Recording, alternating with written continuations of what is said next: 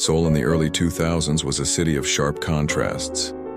Towering skyscrapers and glittering shopping districts reflected South Korea's rapid economic rise. But beneath the neon lights and crowded streets lay shadows of inequality, loneliness, and silent desperation. It was in this city of progress and pressure that a predator emerged, a man whose hatred of wealth, women, and society itself would fuel one of the most shocking killing sprees in South Korean history. His name was Yoo Young-chul. Between 2003 and 2004, he murdered more than 20 people, elderly wealthy men and later sex workers, bludgeoning them with a hammer, dismembering bodies, and even consuming parts of his victims. His crimes revealed not only the depths of his own twisted psyche, but also the fragility of a society blindsided by violence that seemed unimaginable in a modern nation. Yoo would be remembered not only as a killer, but as a symbol of rage turned monstrous, a man who declared war on the rich and on women, and carried it out with chilling efficiency. Born in 1970 in Gochang County, Jeolla Province, Yoo's life began in hardship.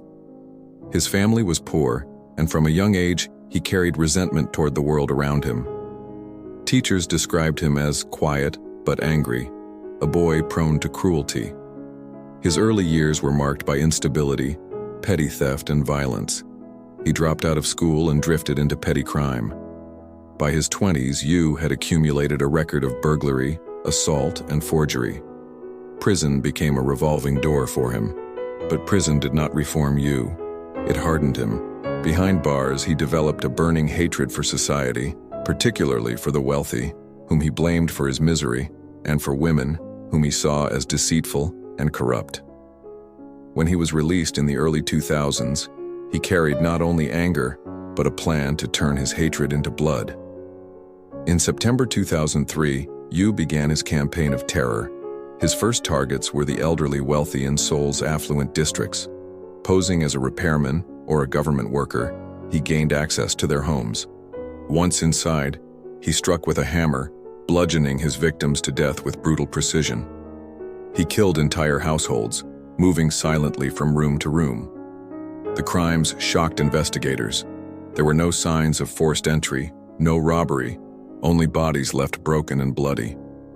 Yoo justified his murders as vengeance against the rich, declaring later that he hated how they lived in luxury while he had nothing.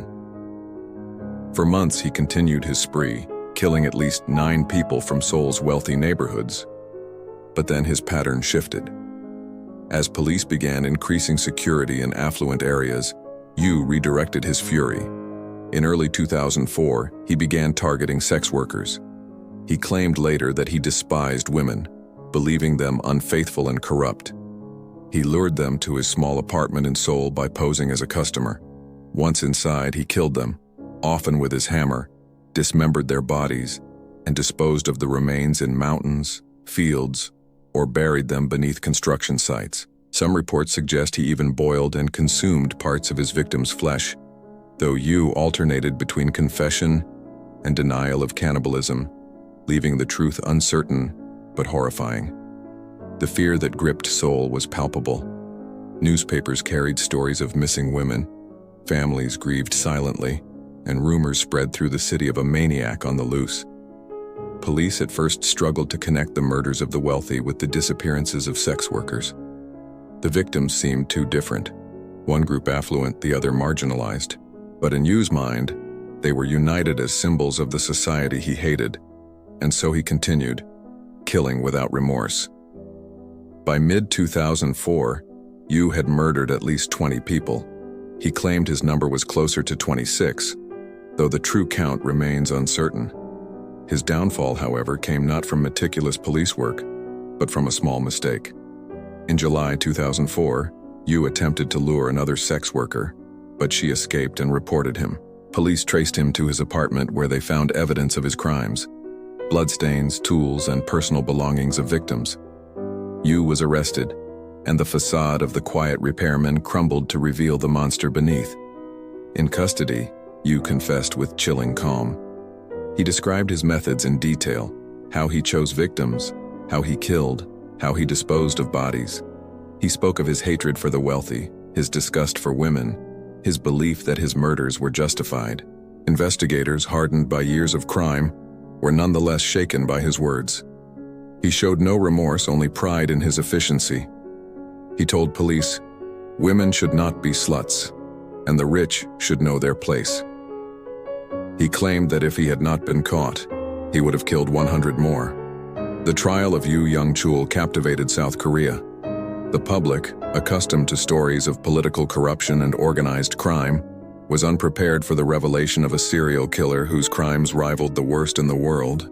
The courtroom heard his confessions, his justifications, his chilling lack of empathy.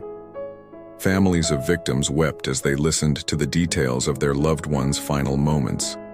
Psychologists described him as a psychopath, devoid of remorse, driven by rage and sadism.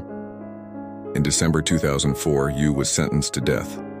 He expressed indifference, even satisfaction at the verdict, declaring that he deserved to die, but also suggesting that society had driven him to his crimes. South Korea maintains capital punishment, though executions have been on hold since 1997.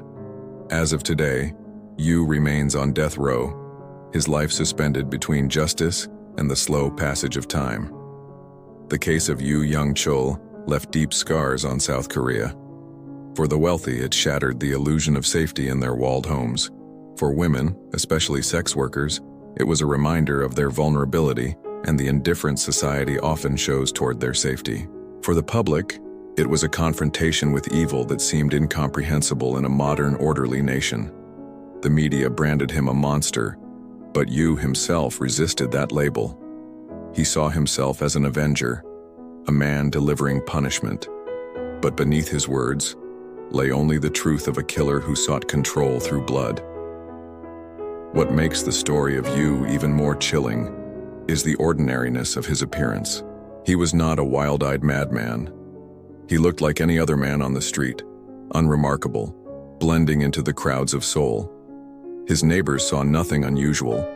His disguise was not a mask, but the banality of normality. That is perhaps the most terrifying part, that a man capable of such cruelty could walk among others, unnoticed, until his crimes forced the world to see. As the years pass, Yoo remains imprisoned, his name a byword for evil in South Korea. His crimes are studied by criminologists, not only for their brutality but for what they reveal about the intersections of personal pathology and social pressure. He embodied the rage of a man who felt powerless, twisted into a campaign of violence that destroyed lives and left families broken. His story forces us to ask how many others like him might be walking unnoticed, how hatred can grow unchecked until it erupts into horror. The moors of England, the house on Cromwell Street, the streets of Seoul, all remind us that evil is not confined to one place or time. It takes root where silence allows it, where indifference shields it, where resentment festers into rage. Yoo Young-chul, the man who declared war on the rich and on women, remains a symbol of what happens when that rage becomes action. And so we remember not only the killer, but the victims, the elderly couples murdered in their own homes, the women who never came back from what seemed like an ordinary night, the families who never saw justice beyond a man behind bars. Their voices were silenced, their lives stolen, but their memory remains a warning. Don't forget to like this video, share your thoughts in the comments, and subscribe to Crimson Narratives for more haunting stories from the darkest corners of human history. Because only by remembering can we honor the victims, and only by telling these stories can we guard against the monsters who walk among us.